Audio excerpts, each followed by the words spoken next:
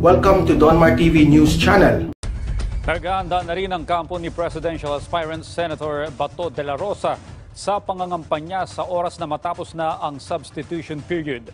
Sa kabila niyan, ayon kay de la Rosa, umaasa pa rin siya at handa siyang mag-giveaway kay Davao City Mayor Sara Duterte sakali mang magbago ang isip nito at tumakbo sa pagkapangulo sa 2022 elections. Ang sentro ng balitang yan mula kay Eunice Monte. Audrey, 100% na sigurado na si Senator Ronald Bato de la Rosa para sa pagtakbo niya sa pagkapangulo para yan sa 2022 elections.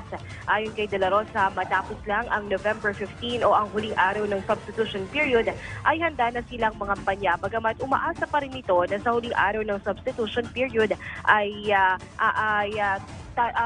tatalima at tatanggapin ni Davao City Mayor Inday Sara Duterte ang alok nito na pag-isipang mabuti ang pagtakbo ng alkalde sa pagkapangulo dahil na rin sa winnability factor o sa dami ng supporters nito. Pero kung hindi man anya magbago ang isip ni Mayor Inday Sara, ay buong puso naman niyang nanaisin na pagsilbihan ang Pilipinas, bagamat suportado niya rin ang presidential aspirant na si dating Senador Bongbong Marcos. Pero hindi naman anya nito nakikita ang tandem nila para sa 2022. Aniya, sinabihan niya si Mayor Inday Sara na handa naman siyang mag-giveaway para sa alkalde. Gusto niyang magbago ng kanyang desisyon, aga-agahan na niya yung pagbabago ng desisyon niya para hindi masayang yung preparation time. And also reminded her that yung iba nga na nasa ilalim ng survey ay nagsusumikap na tumakbo, ikaw pa na nasa taas ka ng survey, na number 1 ka, pakalaki ng agwat mo doon sa sumusunod sa'yo, bakit ayaw mong tumakbo? Suportado rin ito ang Pangulong Rodrigo Duterte sakaling tumakbo man ito sa pagkasenador sa 2022. Aniya, mas maganda nga ito para may tsansa pa ang Pangulo na maging Senate President. Kasi napakaganda naman, no? Kung just in case, no? Kahit na minamali tayo ng ibang mga kampo dyan na hindi mo nanalo, ako lang, wishful thinking lang. Just in case manalo tayo nasa Malacanang, tapos siya nasa Senado, at mananalo siya sa Senate President, siya ang mapiling Senate President, then napakaganda ang takbo ng ating bansa kapag merong teamwork yung executive at saka legislative branches of government, itong mga co-equal bodies na ito. At walang bangayan. So maganda po. Ang focus natin, one direction lang yung focus natin, which is nation building. At national interest lang ang papairalin natin. Hindi na yung mga personal interest ng mga personalities involved na, alam mo na, bangayan ng bangayan na wala mangyari sa ating bansa. Natanong rin ang dating Chief PNP sa mga plataforma nito sakaling manalo siya sa pagkapangulo, at isa nga aniya sa isusulong niya ay ang pagbabalik ng death penalty sa mga high-level drug traffickers at ang mas mahigpit na law enforcement sa mga lumalabag sa batas.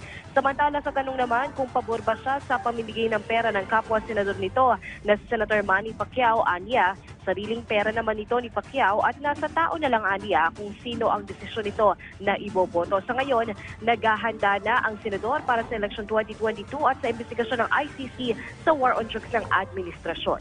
DS, good morning. Naging paksa po ng investigasyon ng mababang kapuluan ng Kongreso ang issue po ng PhilHealth. At last year, isa rin po kayo sa mga gumisa sa mga nagdaang opisyal ng State Insurance Company. Pero ngayon ang grupo po ng mga pribadong ospital ay nanawagan na sana raw ay bilis-bilisan yung pag-reimburse o pag-release ng claims ng PhilHealth kasi nga nahihirapan sila sa kanilang operational expenses. Ngayon po, sa inyong pagtutok last year sa PhilHealth, ano po ba yung mga nakikita niyong dahilan o mga recommendations para mas mapabilis pa ang releasing ng pondo doon sa claims ng mga ospital? Ang nangyari kasi kaya napabagal naman yung proseso nila, MJ, dahil na rin doon sa mga tuntunin na ginawa nila nung nakaraan. Halimbawa, yung mga mekanismo na ginawa nila para tutukan kung talagang tama yung reimbursement na isinusumite ng napakaraming mga ospital o yung tinatawag na healthcare institutions. Ang dami kasing gumawa ng mga anomalya, yung kanilang isinusumite na reimbursement mula sa PhilHealth, ay kinasangkutan ng napakaraming anomalya. Halimbawa, kahit na ang bilang ng mga pasyente ay 10 lang, gagawing 100. O kaya naman yung naging kapansanan niya ay 10 lang, gagawing pneumonia. O kaya naman yung kanilang pagkaka-ospital, 3 araw lang, gagawing 1 buwan. Napakahirap na nagkaroon sila pa ng mga ibang kakutsaba at kapag hindi ito nasawata, talagang magdurugo yung kaban ng bayan. Unang-unang na dapat gawin ay ayusin lahat ito. Ang pinagtalunan doon, ang kanilang unang sinabi, paano raw yung kanilang computerization system ay hindi pa masyadong ganap na kanilang nagagamit. Kailangan i-modernize, kailangan ayusin. Pero pag nang makita naman namin, kasangkot din pala yung Civil Service Commission, kung talagang kako ang problema yung computerization program ninyo, bakit sila pa yung nagkaroon ng napakaraming mga awards? Diyan pala pinanggagalingan yung mga anomalya at hindi nila masawata na kinakailangan nilang ayusin at i-modernize ang kanilang pasilidad. Bakit naman pagka nagbigay ng mga papuri at mga certificates of appreciation, bakit ang nagsisipanalo ay yung mga kawani naman doon sa computer department nila? Kaya napansin namin lahat yan. Mabuti na lamang, karamihan sa kanila ay nakasuhan, pagkatapos yung iba ay talagang pinagbitiw na rin. Yung iba ay nagsipagbitiw na sa tungkulin at nakapagtalaga tayo ng bagong mamumuno dyan. Ito nga sa katauhan ng dating NBI Director. Kapangalan ko pa si Ginoong Dante Giran. Tayo umaasa na pipilitin nila na ayusin muna yung mga sistema para ang pinaka-importante kasi MJ, maayos talaga yung pamamalakad at maalis yung mga taong wala na lang inisip kundi gumawa ng sindikato at kung paano kikita sa harap ng paghihirap ng ating bansa. Bago ko ibalik kay Partner Mike, tama ba DS na nag-iingat ngayon ang management ng PhilHealth? Kaakibat ng pag-iingat, mabagal na releasing ng claims ng mga ospital. Tama yun, MJ, kasi hindi lamang nag-iingat, kundi tinitingnan mabuti, double check sapagkat nangyari na yung napakalungkot na karanasan na ito. Kaya dahil sa karanasan na yan, mag-iingat sila, maaring madelay ng konti. Yun din ang sinasabi kasi ng COA kapag nagmamatuwid sila, ayaw nilang pumunta doon sa pre-audit dahil madidelay daw yung pagpapatupad ng ating mga kontrata, yung mga project. Sabi ko, alam niyo, maaaring madelay ng konti. Ngunit sa kalaunan, dahil maaaring magkaroon na tayo ng mas mabilis na experience dyan, ay mapapabilis din ninyo. Ngunit ang pinaka-importante ay sa una pa lang nakikita na ninyo yung anomalya at mapipigil na natin. At mas marami siguro tayong maiiwasan na mga bagay-bagay na ikalulugso ng ating kaban ng bayan. Mas mabuti ka ako yung prevention kaysa doon sa reacted na nagre-react lamang tayo. Iuulat natin napakaraming anomalya, napakaraming nakulimbat, pero huli na ang lahat. Mas maganda na ako yung medyo nadidelay tayo ng konti, ngunit napipigilan natin ang napakaraming forma ng corruption at anomalya. Well, pahabol ko lang ito, Deputy Speaker. Ngayon pa lang palagay ko, ito ay napaghandaan mo na rin. Wala ka pa sa Senado, papunta ka pa lang doon, pero alam naman natin, yung ibang mga kumakandidato o gustong kumandidato, parang iisa yung mga agenda nila or kasama sa kanilang mga agenda, yung controversial pa rin ABS-CBN. So, Deputy Speaker, ngayon pa lang, sabi ko nga, yan na yung agenda ng iba. Pag nagsama-sama kayo doon sa Senado, mukhang mag-iiba talaga. So, ano ho yung inyong paghahanda dito?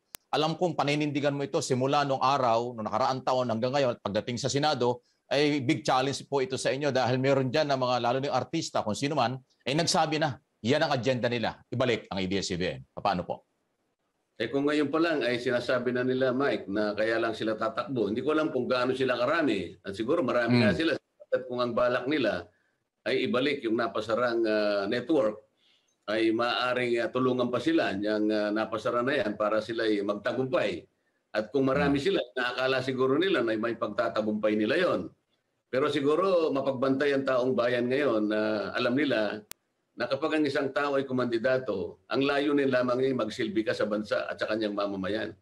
Hindi kung sino-sino ang pagsisilbihan mo. Ang ABS-CBN, hindi yun ang batayan ng pagsisilbi ng isang taong nagnanais na maging kandidato, Mike. At palagay ko dahil ang tao ay nakakaalam na ng katotohanan kung bakit napasara yan sapagkat napakaraming at hindi ginanap talaga yung nasasad sa kanilang prangkisa.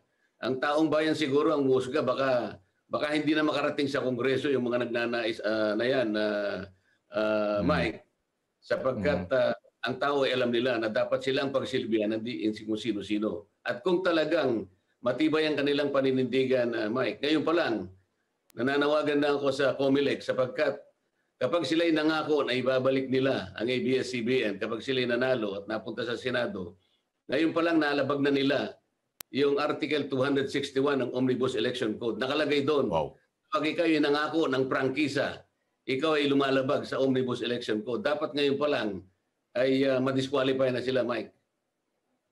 Taga muna, bago ito kung ibig sabihin, pwede pala maging ground yan for disqualification kung merong magpipetisyon, Deputy Speaker, sa COMELEC? Dapat nang munang mag-petition, Mike, kayong dalawa ni Mike, sa pagkatotoo sinasabi ko. Alam naman ni MJ yan, mahilig magbasa yan. Sasabihin ko na sa iyo, Article 261 ng ating Omnibus Election Code. Mababasa mo kung sino, mangako ka pa lang, Mike, kapag ikaw ay nangako, among others, ng prangkisa, yan ay isang paglabag, tuwirang paglabag sa Omnibus Election Code at yan ay katatanggal mo, madidisqualify ka. Kaya sinasabi ko ito, para wag na nilang sabihin. At kung magyabang pa sila na sabihin yan, idemanda mo na sila, Mike. Ayun pala. So, attention sa COMELEC. Teka muna, meron palang ganyang batas. So, pwede na hindi na kayo mahirapang maghanap ng ground para disqualified yung iba. Kasi ngayon, under evaluation ng lahat ng mga nag-apply o nag-file ng COC, di ba, Deputy Speaker? Kaya nasa kamay ng COMELEC ito. Pero kung may magpipetisyon kahit sino, pwede palang gawin yan. So, yan ang bagong na-discover namin sa inyo, Deputy Speaker. Salamat po.